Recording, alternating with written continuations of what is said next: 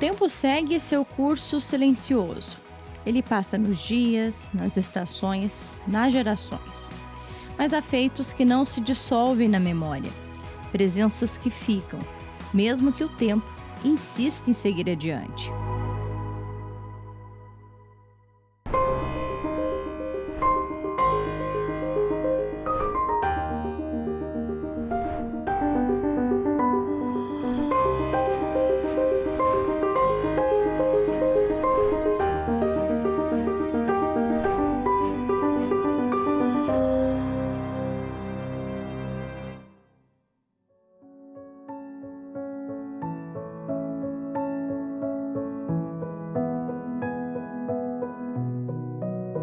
Ele era um homem de visão, visionário no trabalho, atento à vida, como quem entende cedo que o tempo é um bem precioso. Tudo tem um porquê, tudo tem uma razão. Meu pai sempre teve uma pressa, né? Uma pressa. Ele sempre queria as coisas para ontem, ele sempre era muito rápido. No começo até tem uns amigos dele que falavam, não tinha explicação a pressa do Tito, né? Parece que ele parece que era alguma coisa, né, de outro plano, né? Para parece que ele sabia, né? Então ele colocou nós trabalhar muito rápido, ele colocou nós em responsabilidade muito rápido, né? Eu com 14, 15 anos, eu tinha procuração para assinar pela empresa, eu já comprava, eu já vendia, os meus irmãos também já lideravam pessoas e tal. A gente foi muito precoce, né? Parecia que meu pai já sabia, né, a tragédia, a fatalidade. Eu me lembro desde os meus 14 anos, 15 anos, pelo menos os 2, 3 últimos anos de conversas muito estruturadas, rumos da empresa, rumos da família, perfil de cada um. Eu lembro que eu conversava com meu pai individualmente qual seria a minha melhor carreira, qual área dentro da empresa eu poderia seguir, que função eu tinha um perfil melhor para fazer, que função meu irmão tinha, o Ederson, né? O Eduardo na época tinha 12 anos, já estava começando também. Então nós tínhamos discussões e, por exemplo, quando meu pai faleceu, a gente praticamente seguiu essa orientação dele. Isso talvez seja uma premonição mesmo. Ele pensava na frente e ele já despachava, ele fazia as coisas acontecer numa velocidade muito grande, né? Então acho que é uma velocidade de fazer as coisas acontecer, uma pessoa despachada, uma pessoa de fácil convívio, de fácil trato. Então isso deixava ele para frente, ele sempre olhava para frente, se isso acontecesse, aquilo, tal, e isso deixava ele sempre um passo na frente. Tito Mufato ensinava enquanto fazia, como se estivesse deixando um mapa. Para entender o que José Carlos Mufato queria, é preciso voltar ao início, antes dos negócios, antes do nome. Suas raízes são paranaenses. Foi em Cerro Verde, distrito de Guarapuava, que nasceu o penúltimo de 9 irmãos, em 1954. Ali, os pais Davi Mufato e Hilária Losso Mufato atuavam em uma serraria, junto de familiares. Na infância, já começou a ser chamado de Tito, nome que iria reverberar por muitos anos e que, na época, era como o Menino Sapeca era conhecido. Nós íamos brincar na serraria lá, que tinha uma serraria, na serragem. Você jogava lá na serragem, era isso que eu lembro, assim. Tipo confete? Um jogar no outro. Nós éramos uma turminha tudo junto, então se reunia os sobrinhos, tudo, e brincavam, era isso. Ele era bem danadinho, assim, gostava de brincar bastante. Nós tivemos uma infância boa, humilde, mas boa. Todo mundo trabalhando, já desde criança nós trabalhávamos. Ele também, todo mundo trabalhando. Eu nunca chamava ele pelo nome, Tito, né? Acho que desde que, de por gente, era Tito. Era Tito do quê? De Piquitito? Tinha algum motivo assim? Não, acho que foi o apelido, não sei nem de onde veio, né? Mas ficou? Ficou mesmo. E ele gostava também do apelido dele, Tito. Respondia por Tito. Tito, aham. E desde pequeno demonstrava uma inquietação típica dos que fazem a diferença. A gente sempre teve uma convivência muito junto, principalmente com o Tito, porque ele, mesmo depois que a gente veio para Cascavel, ele ainda praticamente criança, aí, com 10, 11 anos, ele já começou a trabalhar. E a gente já começou a cobrar porque ele estudava e também começou a trabalhar. Sempre um dos irmãos mais chegado comigo em termos de trabalho foi o Tito. O Tito sempre era muito exigente. Gostava de fazer as coisas muito rápido, muito exigente de fazer as coisas. Isso foi uma característica que marcava muito na empresa. Eu era muito bonachão, chegava, não, você pensa, opa, mas o Tito está ali, vamos devagar, senão o Tito vai pegar nós. O Tito era mais respeitado administrativamente porque ele era mais exigente. A promissora Cascavel se tornou o endereço desejado pelos que queriam crescer. Assim, a família deixou o centro-sul do estado para chegar ao oeste. O primeiro negócio com o sobrenome de origem italiana surgiu aqui, na esquina entre a Avenida Brasil e a Rua Presidente Bernardes, o armazém de secos e molhados Casa Mufato. Tito, ainda menino, já acumulava funções. E quando Pedro se lançou na política, abriu o caminho para que ele fizesse o que nasceu para fazer. Quando eu estava candidato, eu não queria ser candidato a prefeito porque não tinha quem tocasse a empresa. Aí vieram falar comigo, não posso.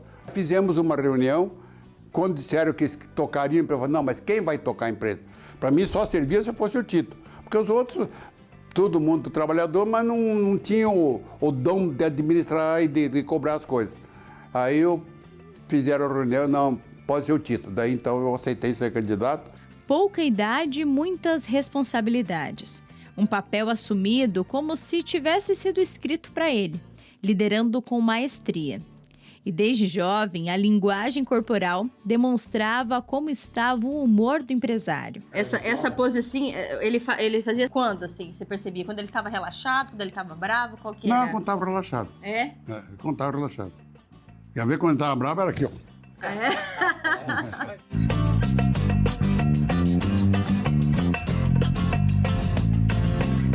A sensibilidade para antecipar movimentos não era usada apenas para o próprio negócio. Os conselhos de Tito não eram meras previsões, eram bússolas. Ele tinha o dom de prever para frente, né? E desde criança eu achava que ele tinha esse dom. O que eu tenho hoje, eu tenho gratidão para ele, por ele. O que eu tenho hoje, eu devo tudo a ele. Só isso. A visão dele ajudava? Ajudava, era conselho. Ele não era com dinheiro, nada. Era conselho. Você vai fazer isso, isso, isso. E que ele falava, problema todo mundo tem, problema é para resolver. O que não resolve é a morte. O resto nós estamos aqui para isso. Cunhado e dá para falar amigo também, né? Do Tito Gilberto. Sim, muito amigo. O Tito foi uma pessoa que eu considero como irmão. Nos ajudou bastante.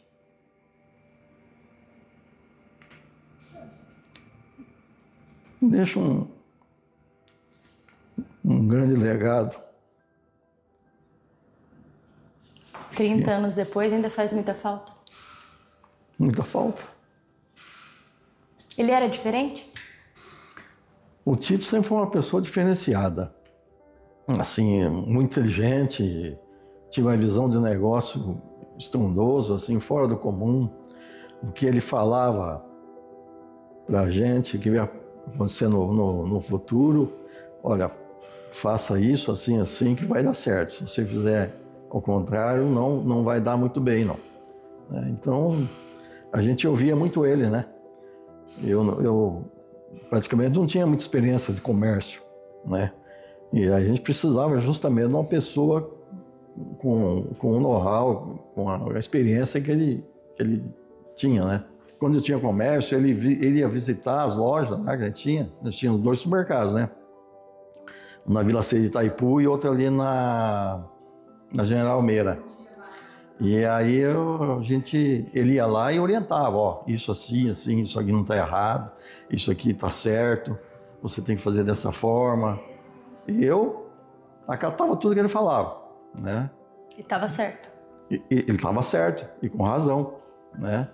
Eu nunca fugi daquilo que ele orientava. Eu sempre seguia aquelas orientações dele, né? A sociedade com o pai, o sobrinho e o cunhado durou até 74, quando Tito e Pedro se tornaram sócios na Irmãos Mufato e Companhia Limitada, o embrião do Grupo Mufato, na cidade onde ele conheceu o sucesso empresarial e também o amor.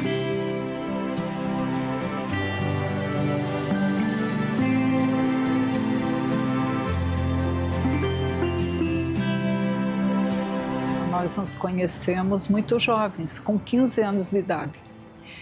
Foi no balcão do armazém da época que era Mufato Krieger.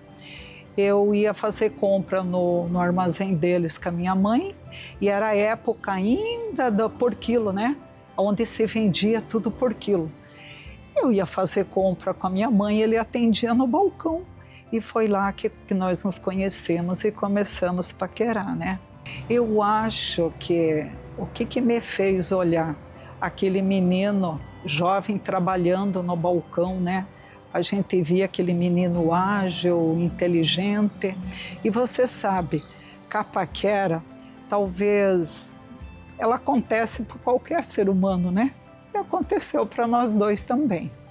E a gente viu a idoneidade dele, a história da família dele, né? E aonde fez a gente se apaixonar. E incrível que nós éramos vizinhos. O armazém deles era perto da casa dos meus pais. Dava assim mais ou menos umas 8 quadras.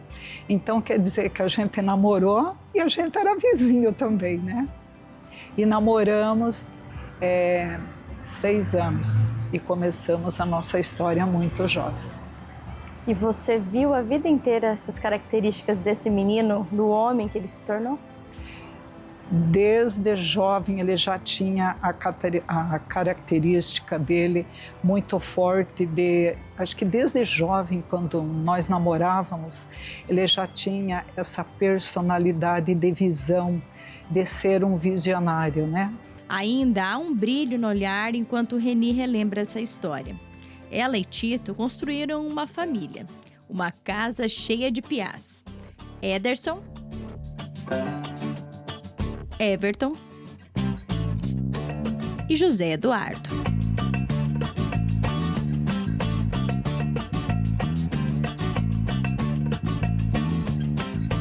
Reni, e o que você acha do meu irmão? Ele, como é que ele é?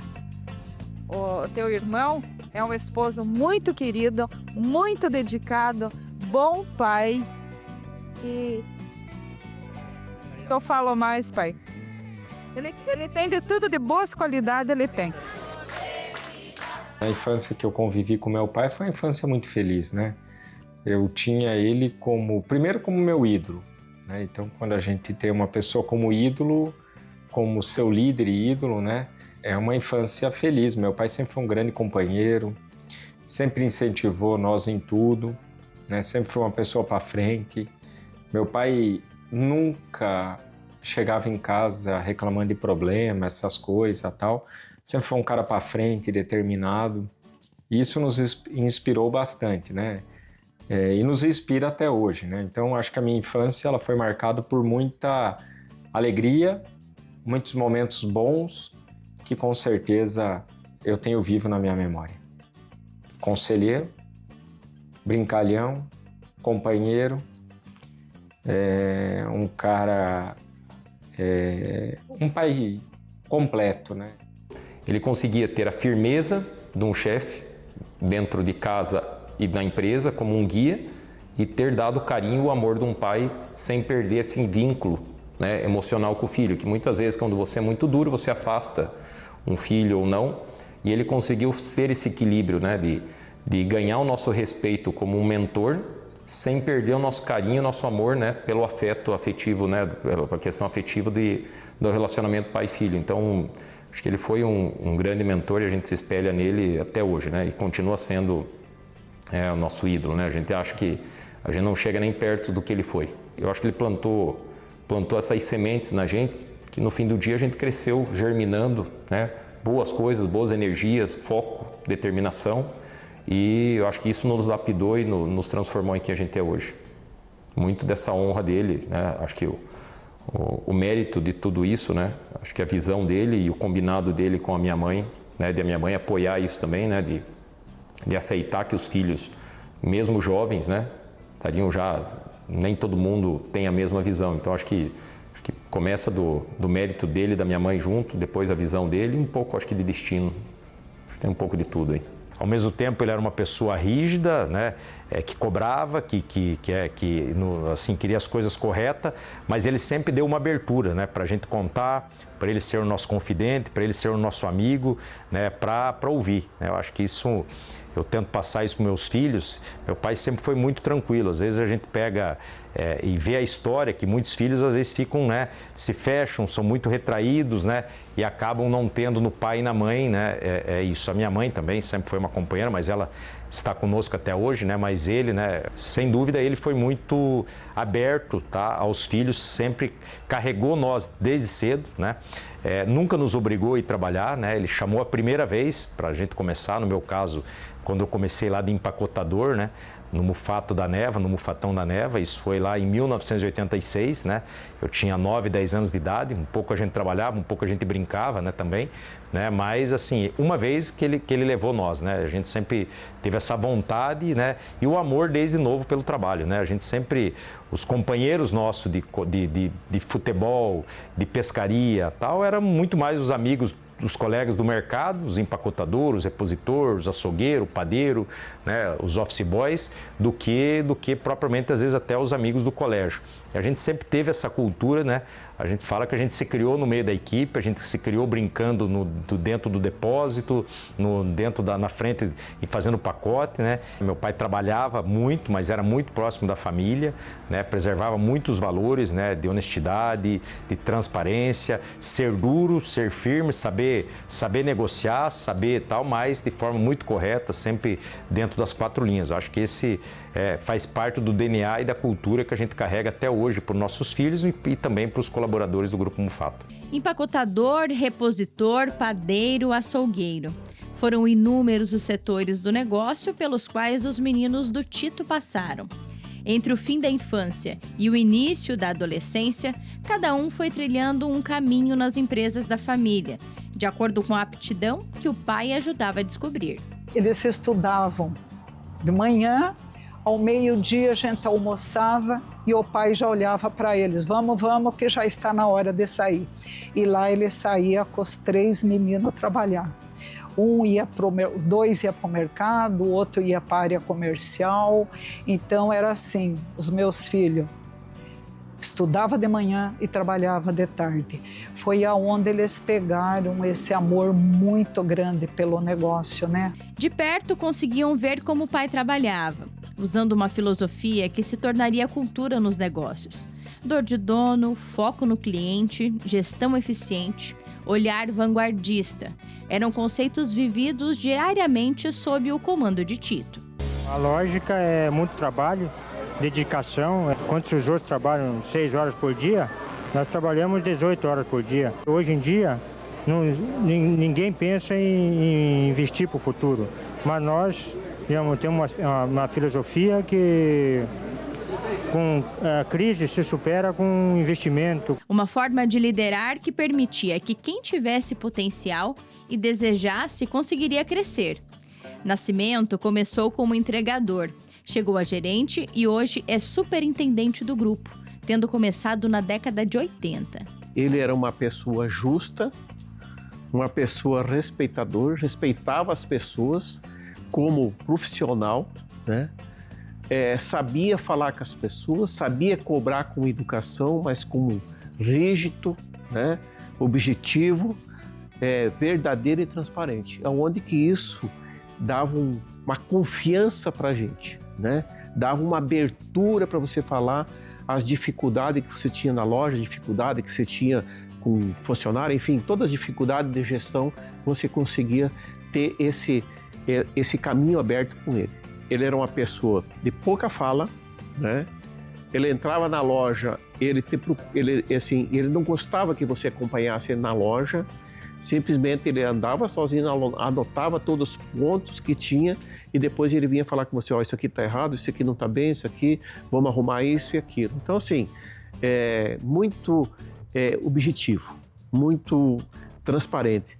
E a grande sabedoria que trazia com ele, né? A expectativa de crescimento da empresa. Ele tinha, eu sempre falava, ele tinha um pensamento futurístico, né? Às vezes a gente tinha oportunidade e às vezes ele falava o que ele pensava, né? De crescimento, né? A expectativa dele sair da região de Cascavel, sair da região do oeste, né?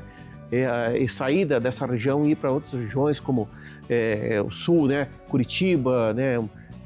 Construir, sair para Campo Mourão, onde ele teve a oportunidade de começar aqui em Londrina. Então ele tinha essa expectativa de crescimento e sair do nosso reduto, que era o oeste do Paraná, lá onde nós ficávamos. Foz do Iguaçu foi o primeiro salto da empresa. Uma das referências foi a conhecida Loja da Ponte, que por anos funcionou próxima à Ponte da Amizade, fruto do olhar à frente do tempo e que ficava neste prédio.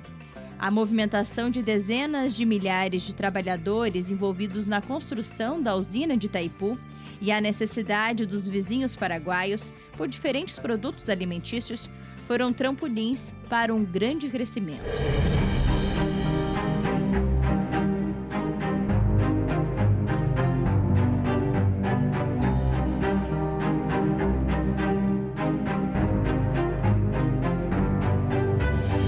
O mercado hoje é um investimento que, além de gerar emprego, ele traz conforto para a população, melhora a renda do município. Em 89, a sociedade com o irmão Pedro foi rompida. Os dois seguiram no mesmo ramo, mas de forma autônoma. Com os filhos do lado, Tito adotou a marca Super Mufato, passando a acelerar planos e expandir horizontes.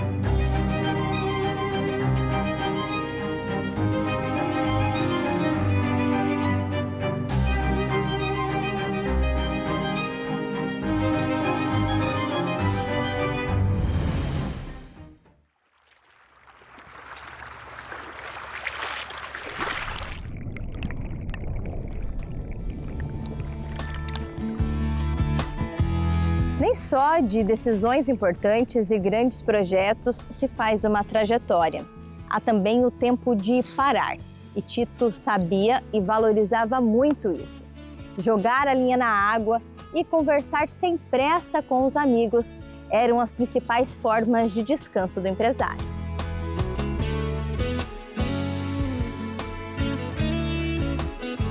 Marcão, amigo de décadas de Tito, nos levou para um passeio de barco pelo Rio Paraná. Essa era uma parte do trajeto que eles faziam frequentemente, em busca de peixes e relaxamento. Lá da nossa querida Foz do Iguaçu, o Marco das Três Fronteiras, o redondinho lá.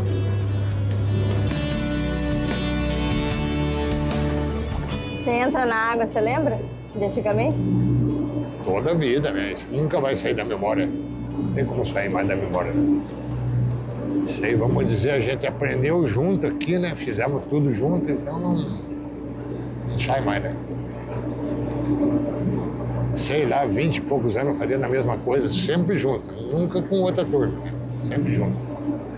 Então, ficou parte da vida, Daí os filhos dele, depois meus filhos, e foi indo, foi agregando, e assim estamos hoje. Estamos aqui ainda, né?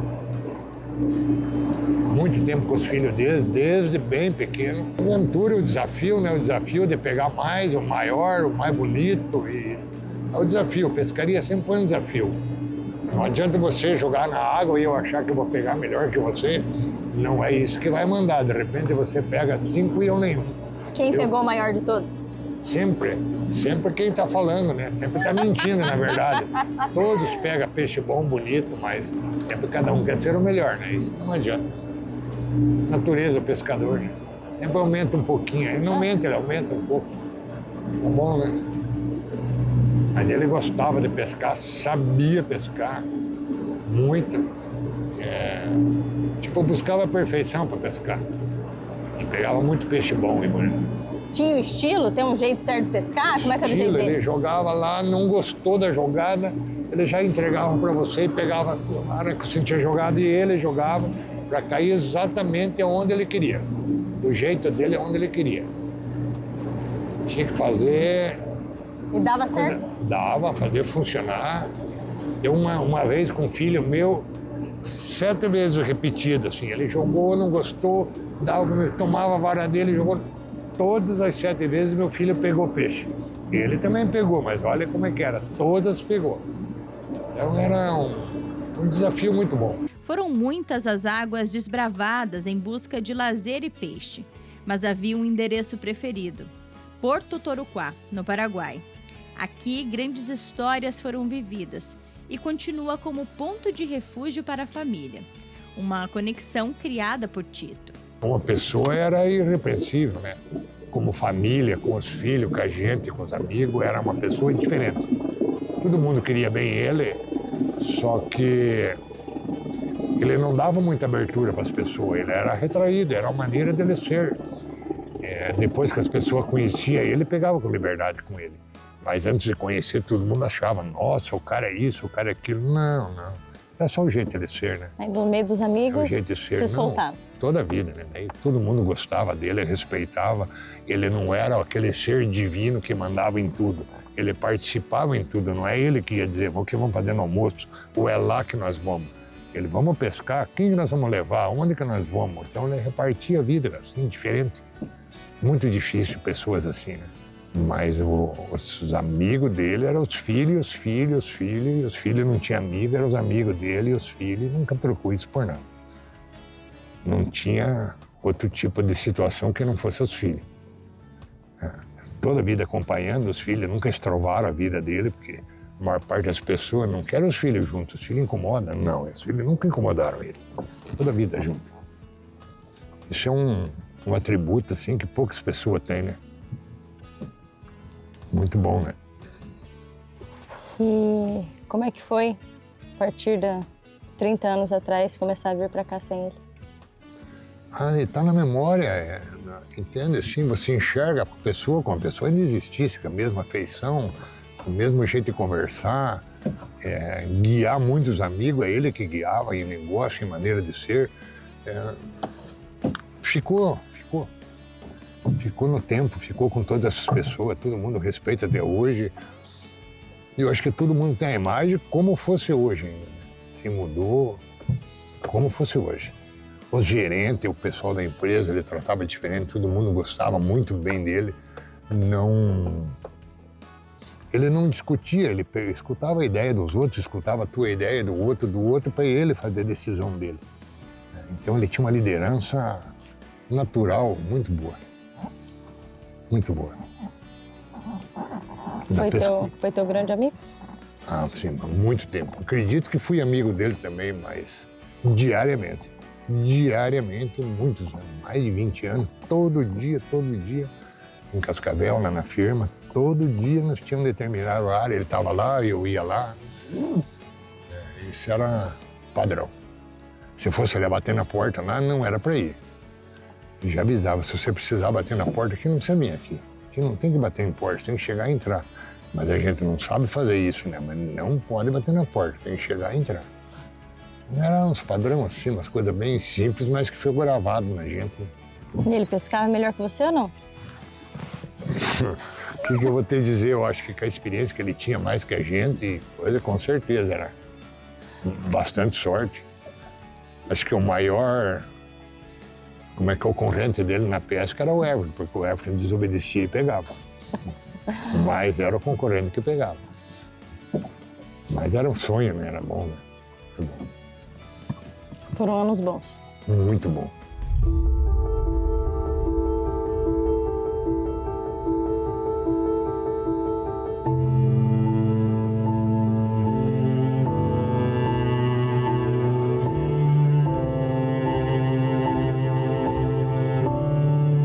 No dia 13 de março de 1996, dia de céu ranzinza, a intenção era aproveitar momentos de alegria em mais uma pesca com os amigos.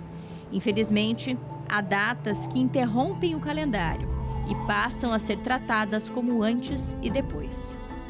A vida é feita, né, de fatos, e esse fato simplesmente ele transformou nossa vida, né? Nós estávamos seguindo o curso normal, trabalhando, né, estudando, né, vivendo a fase da vida, né, na sua fase, né, no meu caso, na juventude, né, e a gente se depara com uma tragédia, né, e simplesmente você almoça com o seu pai e depois de 1h30 você recebe, eu no meu caso, né, eu acho que eu fui o primeiro que recebi a notícia da família, eu recebo um telefonema que o avião se acidentou, né, e explodiu e não houve sobreviventes em Foz do Iguaçu.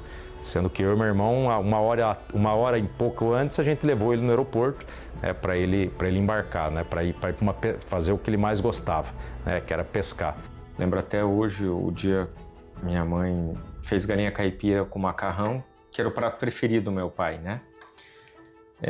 Aquele dia cheguei da escola, almoçamos, prato preferido do meu pai, todos em família. Meu pai foi para o aeroporto, meia hora depois o avião acabou caindo. E tenho isso muito vivo na minha memória, né? Até a maneira que meu pai estava vestido, que ele comeu. E um dia normal, um dia feliz, porque meu pai sempre estava com a família unida, todos juntos, e eu acho que isso é o que ele deixou a união. Os últimos momentos dele foi quem ele foi. Um cara família, feliz e um cara que sempre agregava e sempre unia. Todos na mesa e horas depois ele estava sendo velado. Eu acho que nossa história não dá para falar que é uma história comum, né? Acho que esses 30 anos que se passaram, acho que foi a gente inverteu um pouco a lógica né, ou o normal de uma trilha de desenvolvimento, por ironia do destino, né, por uma tragédia que acabou nos forçando a amadurecer muito rápido, assumir responsabilidade muito rápido. Partiram Tito Mufato, Itagiba Fortunato, Sérgio Gasparetto e Carlos Doro. Empresários em expansão, lideranças empresariais, figuras de reconhecimento. Perdas precoces que geraram grande comoção. O que ninguém imaginava era que o episódio não encerraria uma história, apenas mudaria a forma dela continuar. Horas depois de se despedir do pai, no outro dia, os meninos atravessaram a própria dor, demonstrando que a engrenagem não iria parar. Foi aqui, né? No outro dia a gente chegou, ele faleceu numa quarta-feira, né? Ele foi velado e sepultado numa quinta, né? E na sexta de manhã a gente veio trabalhar, né?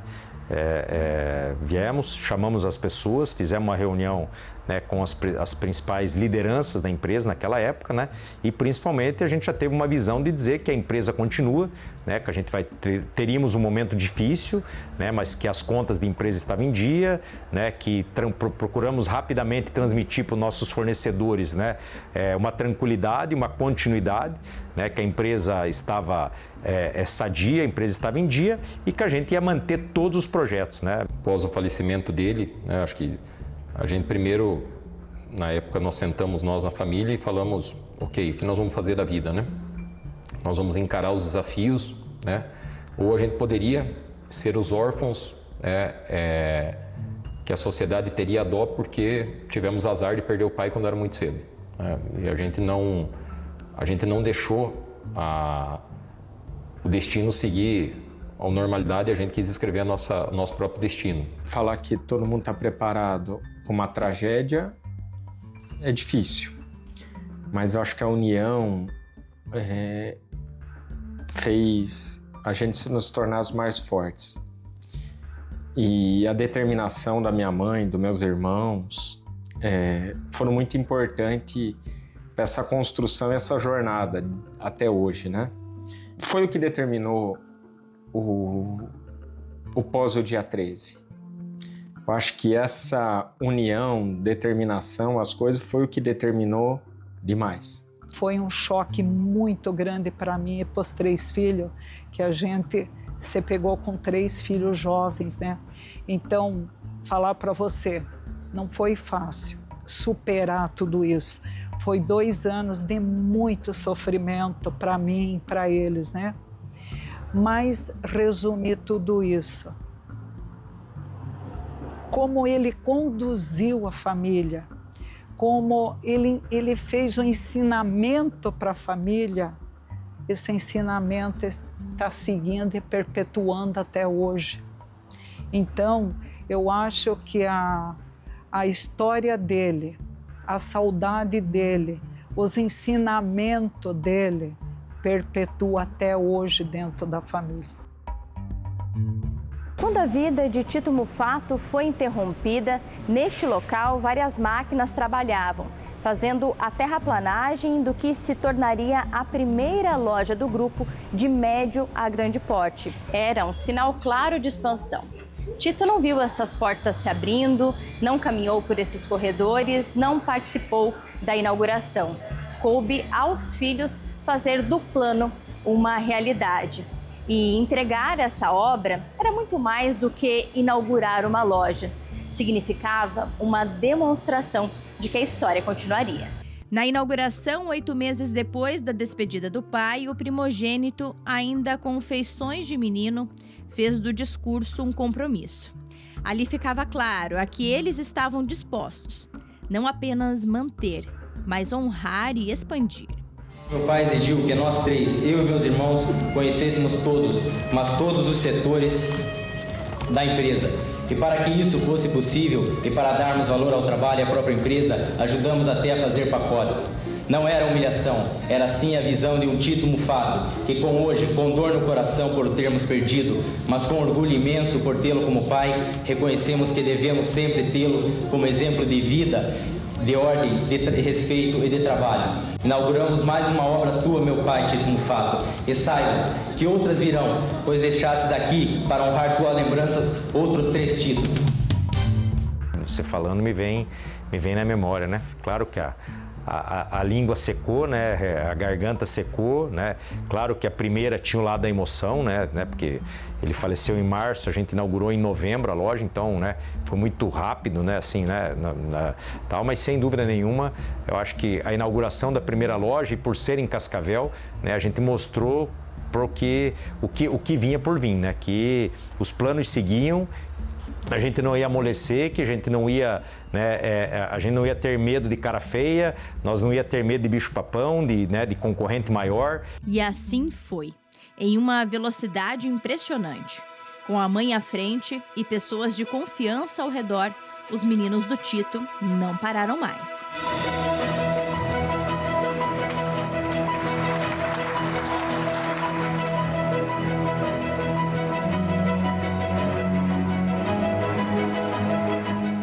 Na filosofia de Tito Mufato, havia um entendimento de que cada cidade tem sua própria identidade, seus hábitos, seus costumes, sua forma de consumir. E justamente por isso, ele entendia que para chegar em um novo local e ganhar espaço, antes seria preciso ganhar confiança. E para chegar em uma cidade como Londrina, a segunda maior do estado do Paraná, foi necessário vir não apenas para competir, mas também para pertencer.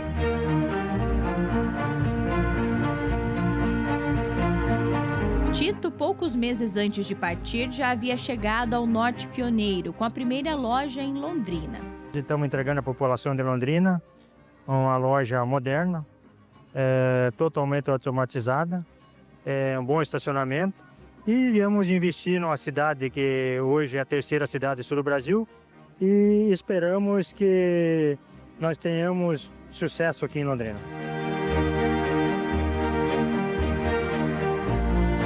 Mas a cidade e a região ainda reservavam muitas oportunidades. Everton assumiu o desafio. Aos 17 anos, chegou à segunda maior cidade do estado. Eu vou encarar, eu vou escrever a minha história, eu vou tocar esse projeto. E eu vim para Londrina com 17 anos, não tinha nem 18 completo ainda. vim morar sozinho. Foi um baque para minha mãe, né, na época, porque fazia um ano que tinha perdido, um ano e pouquinho, meu pai. Aí eu já saindo de casa prematuramente e vim para cá, no peito e na coragem. Eu vim para cá e montei uma regional aqui, obviamente com todo o time, meus irmãos, mas vim liderar esse projeto na época. E daqui a gente fez de Londrina um case, né, que a gente tem muito orgulho. Viramos líder em Londrina. A sequência nos projetos do pai não se restringiu ao varejo. A área de interesse de Tito era ainda mais ampla e a comunicação tinha um espaço especial na vida dele.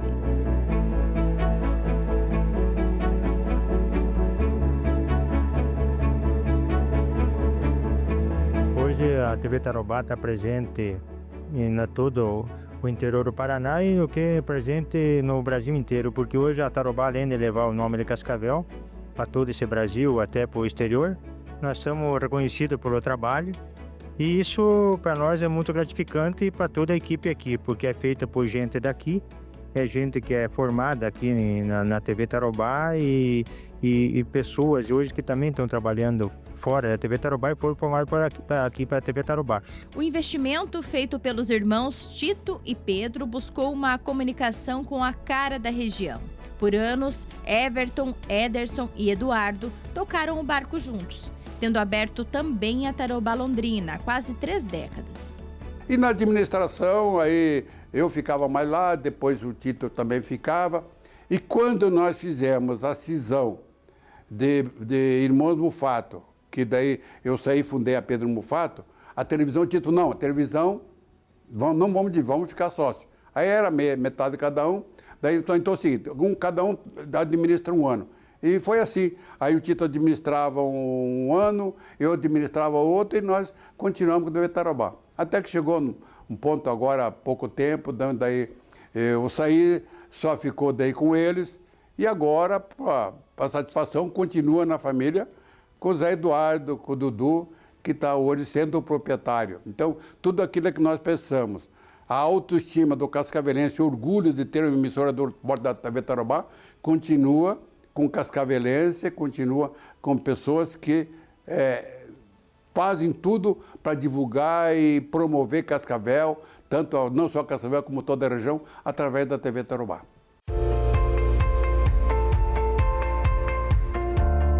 Hoje é de Eduardo a missão de cuidar de algo tão valioso para o pai. O meu pai tinha uma visão muito clara, né? Da importância da regionalização, da importância da credibilidade, da importância de tudo isso que se traduz, eu acho que na Tarobá, nessas décadas de história, né, nessas décadas de construção. Não tenho dúvida que ele todo dia está vivo aqui dentro com seus ensinamentos e principalmente com a sua linha, né? Então a gente só faz o papel de seguir e melhorar o que ele nos deixou. E não importa a área do negócio, há uma presença que permanece, que não fala, não interfere, não precisa. São centenas de estruturas conduzidas pelos filhos e em cada uma delas o quadro de Tito está lá, em um ponto privilegiado, mantido como um guardião que tudo vê e que, mesmo sem dizer nada, traz respostas. Ele está lá, né, e parece que ele está sempre olhando para nós, mas nos momentos difíceis, quantas vezes eu olhei para esse quadro e para ele e falei, e aí, o que você fazia no meu lugar, né? Me ajuda a decidir. E a resposta veio. É isso, sempre vem. Acho que uma empresa, ela, independente da estrutura, do prédio, é o que o dinheiro pode comprar. A cultura, ela é inegociável. Então, ele acaba que simboliza todo o nosso propósito, toda a nossa cultura, né, a força, e simboliza realmente que ele é um fundador que está vivo dentro da empresa. A gente mantém ele vivo não só na imagem, mas nos ensinamentos e no dia a dia da empresa. Eu me sinto muito feliz, porque ter ele presente, mesmo sendo um quadro, mostra que ele está presente no nosso dia a dia. Os ensinamentos dele estão vivos dentro das empresas e tudo que ele plantou está sendo semeado, colhido, né? Não só pela gente, mas por todos que fazem parte da história. Você pode observar em todas as lojas que tem, nós temos uma foto dele, né? Já observou. E eu, quando olho essa foto, eu penso que ele sempre está olhando para a gente, cuidando da gente, né? Eu sempre, quando entrava na loja, olhava e eu, assim, tinha a percepção, parece que ele estava acompanhando a gente, né? E você pode observar, você pode ir uma hora na loja, eu olho e dou uma ficção naquele quadro, você não dá essa impressão. Não, é impressionante essa foto. Ele sempre está te monitorando. Observando. Essa foto foi no batizado de uma filha da minha sobrinha, da Bianca, que nós fomos padrinhos. Lembro bem, eu estava do lado ainda, estava eu, ele e a nossa filhada. Como ele estava muito bem, mostrando assim uma foto forte, eles resolveram cortar e essa foto perpetuou a lembrança do pai, perpetua em todo o crescimento do Mufato. Ela está em todas as nossas lojas e é muito lindo o legado dele. Os filhos não inauguram nenhuma loja se o pôster do pai não está lá. Para quem o conheceu, o retrato desperta lembranças. Para quem não teve essa chance, ele apresenta uma história. A nova geração sabe de cor a biografia do avô, repleta de paradigmas quebrados e que deu início ao que eles no futuro terão nas mãos. Eu acho que o que ele está olhando lá de cima, ele está nos abençoando, que a semente que ele deixou com os filhos, o que ele deixou de inteligência para os filhos, de dar continuidade, de nós se tornar uma das maiores empresas do Brasil, agora vem a terceira geração aí também, muito forte para dar continuidade nessa história. São 7 netos, o Ederson tem os gêmeos, a Luísa e o Carlos, o Everton tem 3 filhos, o José, a Laura, a Lorena e o Eduardo tem o Henrique e a Maria. Então eu acho que para vó, assim, falam que vó é babona, né? E eu sou babona pelos meus 7 netos. José Carlos, aos 16, já está na lida há alguns anos. Herdou do avô o nome, muitos traços e o jeito meticuloso de olhar para cada canto da loja. Essa questão da organização é de família também? Ah, sim, com certeza. A gente tenta buscar deixar sempre tudo organizado para os nossos clientes, né? Para que fica fácil para eles comprar as frutas que eles desejam, né? Então isso aqui é até por questão de padrão, que é por herança do nosso avô, né? Que ele vem ensinando para a gente sempre manter as coisas limpas, organizadas, para o nosso cliente ter a melhor percepção de compra possível, né? Então é nossa tradição manter as bancas sempre tudo organizado assim. Lição de casa que você aprendeu bem. Isso aí, com certeza. É uma honra para mim já estar trabalhando no grupo, honrando tudo que meu avô criou. E eu espero sim dar continuidade nos negócios da empresa. Claro, sempre respeitando todos os valores que ele vem passando para nós e honrando com muito trabalho e muito esforço tudo que ele criou. Carlos é o neto mais velho e já esteve nos corredores dessa loja entre a infância e a adolescência, colocando a mão na massa. Eu vejo que muitas coisas que são muito atuais hoje, ele estava pensando muito à frente. O modelo de estratégia, o modelo de cobrança, o modelo de negócio, né? A tocada, eu acho que ficou de herança. Falar dele que foi um homem a quem nos devemos tudo que temos hoje, né? Claro que ele partiu muito cedo, eu não tive a chance de conhecer, nasci 9 anos depois da morte muito precoce dele, mas 90% dos ensinamentos que eu recebi do meu pai já recebeu dele e é geracional. Henrique é da leva mais nova, mas não menos engajada no propósito de manter o nome do avô vivo. Ele deixou um legado muito importante na família. Ele é um exemplo ele é um guerreiro, um trabalhador, sempre dedicou desde sempre.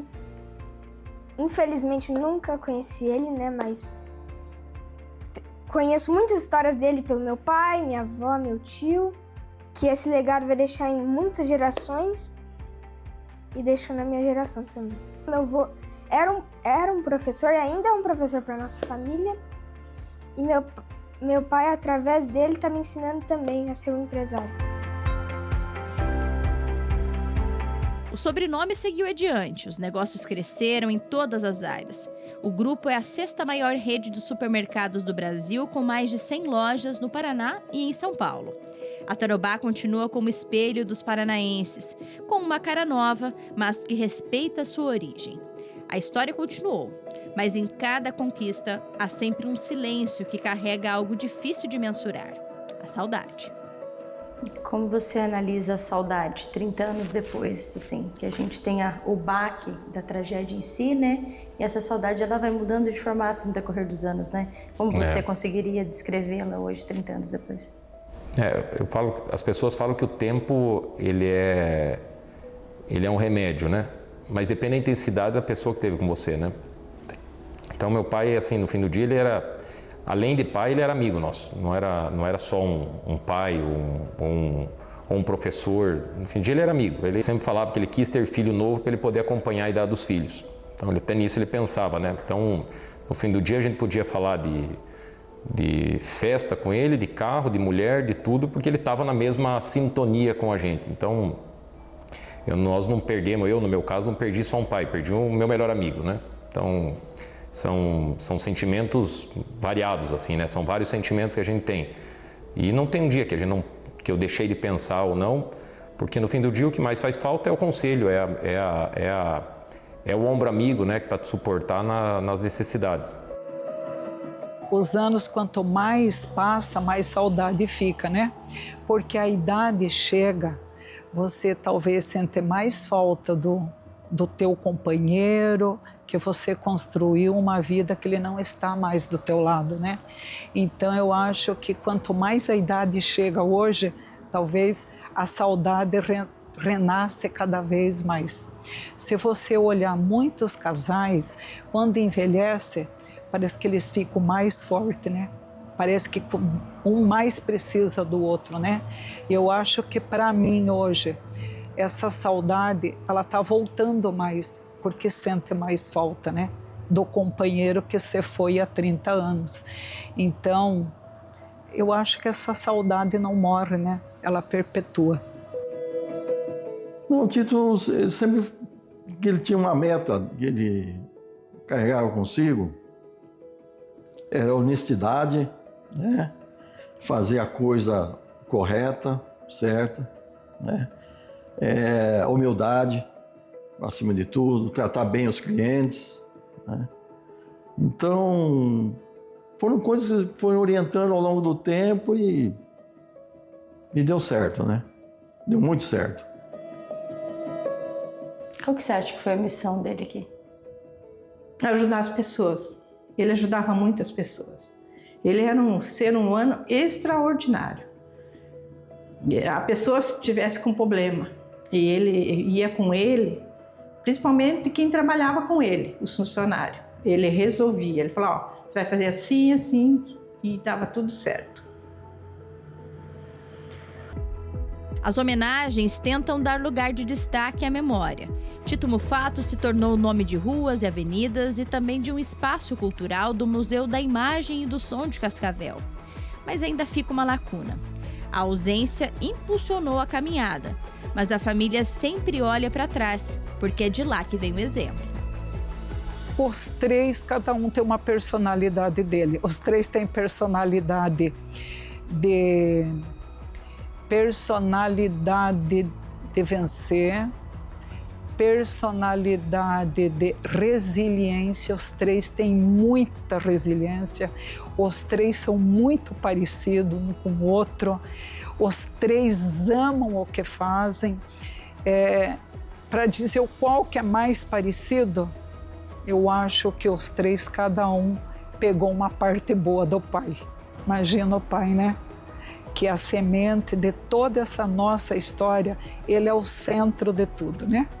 Foi ele que começou, após o falecimento dele, ele deixou uma empresa já muito estruturada, foi só eu e meus filhos entrar para dentro, tocar e trabalhar.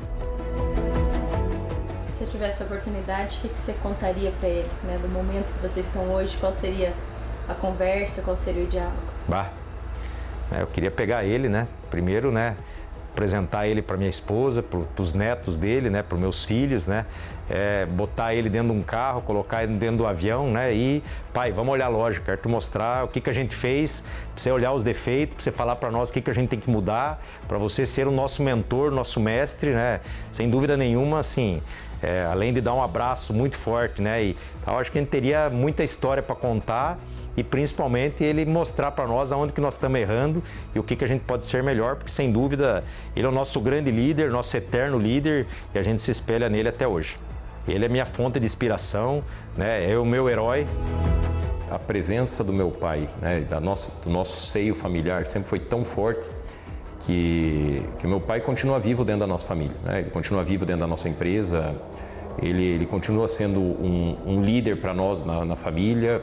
Ele continua vivo como um CEO, né, dentro da própria empresa, porque a gente preservou as memórias, a gente preservou os ensinamentos, a gente sempre teve ele como grande guia e sempre foi o nosso herói, né, foi o nosso ídolo. Mas eu espero que, se existir algum lugar que possa estar assistindo, que a gente possa ter honrado, né, o projeto dele. O legado nunca morre. O legado, se tem o maior patrimônio que uma pessoa deixa, é o legado dos ensinamentos. E meu pai deixou isso muito forte. E por isso que eu falo que ele está presente. E quando você tem um legado forte, meu pai tinha um propósito muito forte. E quando você tem um propósito e uma jornada muito forte, isso não dura 30, 40, 50, 100, 200 anos, e passa por gerações, e o que o meu pai plantou nos 41 anos que ele ficou nessa vida foram muito fortes. O legado que ele deixou, eu acho que se eu tivesse que resumir numa palavra, é extraordinário. E não foi só nos negócios, né? Na família, nos amigos, na sociedade, por onde ele passou, por onde ele deixou, e é onde que a gente deixa o legado.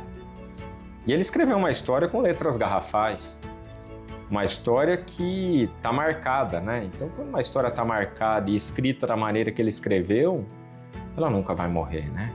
Ela sempre vai estar viva. Em cada parede, o retrato observa, sem cobrança, sem intervenção, apenas lembrança. Lembrança de que tudo começou com um homem e continuou com escolhas. O tempo pode levar pessoas, mas não leva aquilo que foi construído com verdade. E enquanto a memória seguir guiando caminhos, Tito Mufato seguirá aqui, com um olhar que atravessa o tempo.